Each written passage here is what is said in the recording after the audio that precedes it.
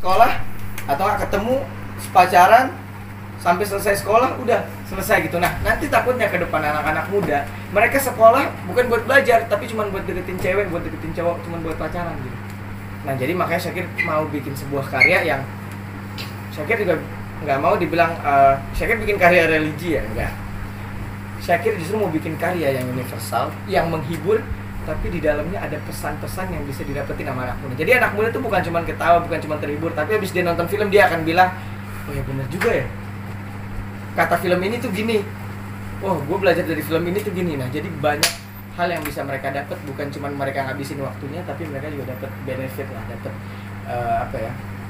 dapat sesuatu yang bisa membuat hidup mereka tuh jauh lebih baik gitu. Jadi itulah alasan kenapa Syakir mau kemudian bikin film, mau kemudian menyutradarai, karena Syakir pengen ada karya-karya yang nantinya generasi-generasi kita, mungkin kan Syakir masih muda gitu, semoga Syakir harapin sih bisa jadi contoh gitu. Jadi yang kedepannya mau bikin film, yang mau jadi sutradara, yang mau jadi apa, bikin film tuh kita nih, kalau kalian mau bikin bangsa ini maju, mau bikin negara ini maju, ya kasih dong tontonan-tontonan yang bisa mengupgrade generasi bangsa gitu. Jangan cuma ngabisin waktu generasi bangsa, tapi juga bisa mengupgrade generasi bangsa. Ya salah satunya sangat efektif lewat visual gitu. Karena memang anak muda kan sekarang dikit-dikit nonton. Gimana kita bisa memberikan tontonan yang menghibur, tapi juga di situ bisa mengupgrade kualitas generasi bangsa kita. Itu sih alasan kenapa Syakir kemudian menjadi sutradara. Dan alhamdulillah udah sharing juga dengan beberapa kayak Fazlin Mizwar, beberapa sutradara senior, teman-teman di film gitu. Ya alhamdulillah mereka sangat-sangat mensupport. Nah itu teman-teman Bang Syakir sendiri siapa aja sih yang terlibat gitu dalam proses pembuatan nanti? Nanti yang udah pasti banyak orang tahu, Bang Zikri Daulay terlibat juga ya di situ ya. Nah justru Bang Zikri di situ menjadi orang yang bahasanya malah nikahin pacarnya temennya sendiri gitu. Banyak ya. Karakter dia, Bang, iya, jadi kan pemeran utama kan gue kan, gitu kan. Nah jadi Bang Zikri justru di situ berperan menjadi Mr. X-nya gitu. Jadi dan gue bilang sama dia, udah kalau mau pendalaman karakter, ya udah belajar aja dari orang-orang yang mungkin pernah mungkin kemudian jadi sama orang yang abang sayang gitu. Kata dia, iya paham aja dia. Pokoknya nanti Bang Zikri ya gitu ya, jadi orang alim gitu ya kan, ustadz gitu ya, gitu deh. Pemeran ceweknya mungkin sih. Hah? Oh gitu. Pemeran ceweknya mungkin. Kan Zikri ada pemeran ceweknya mungkin. Untuk pemerannya nanti soal kita akan zoom biar mereka langsung ngomong. Tapi kalau ngomong duluan nanti mereka mungkin apa. Jadi biar mereka langsung nanti yang ngomong, nanti kita atur zoomnya.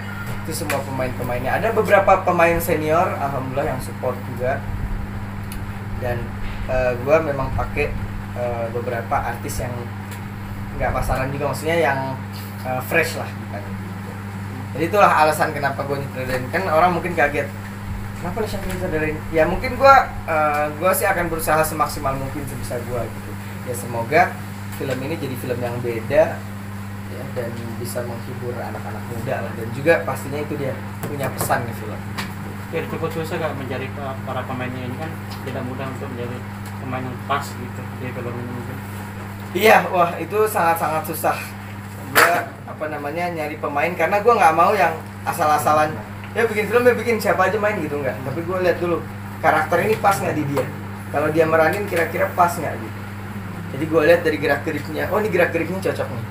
Itu sampai gue nyari pemeran ceweknya tuh sampai sebulan 2 bulan nggak ketemu sampai akhirnya ketemu yang benar-benar semua karakter itu ada di diri dia gitu. Wah ini karakternya dia banget.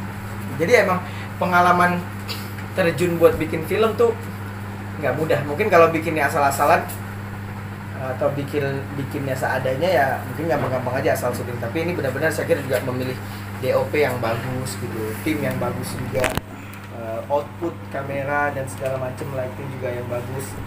Jadi kita memang bikin standar film yang bagus. Jadi biar kita nih anak muda bisa bikin loh sesuatu yang bagus, berkelas gitu ya, dan punya pesan gitu. Masa yang tua-tua nggak mau sih bikin film yang ada pesannya gitu. Jadi gue pengen juga nggak pengen nanti dibilang filmnya saya kira bikin film gini doang, nah itu gue nggak pengen. Makanya lumayan lama persiapannya, udah 3 bulanan lah. Berdasarkan terus story nggak sih, dalam arti pengalaman sendiri? Iya, sebenarnya gue pernah ngalamin gitu kan, tapi nanti cerita film ini bukan cuma berdasarkan pengalaman gue gitu, jadi banyak.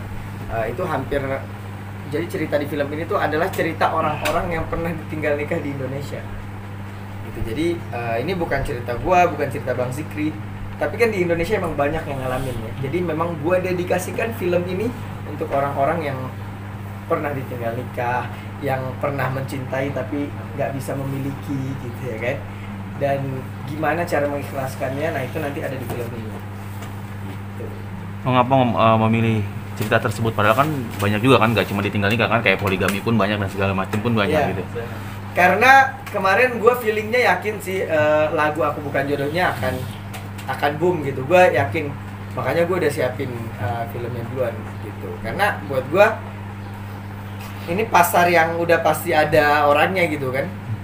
Kan orang-orang Indonesia banyak tuh yang sakit hati, ditinggal nikah, patah hati. Jadi gue waktu itu feeling ini kayaknya lagu bakal boom nih. Ternyata lebih boom lagi pas kemarin ada insiden di abang gue dan Bang Zikri dan Alvin gitu. Jadi ya udah gitu, makin kuat aja gitu, makin kuat aja ini buat dijadiin film. Sedikit cerita-cerita ke abang nggak sih, ke kakak tentang ini juga kan, kalau misalkan memang ada cerita, sedikit ngorek-ngorek buat jadi inspirasi juga kan. Pasti ada. Di sini nanti ceritanya tuh akan, di sini gue juga akan ngebuka pikiran anak muda gitu. Nanti ada satu anak selengean, acak-acakan gitu kan.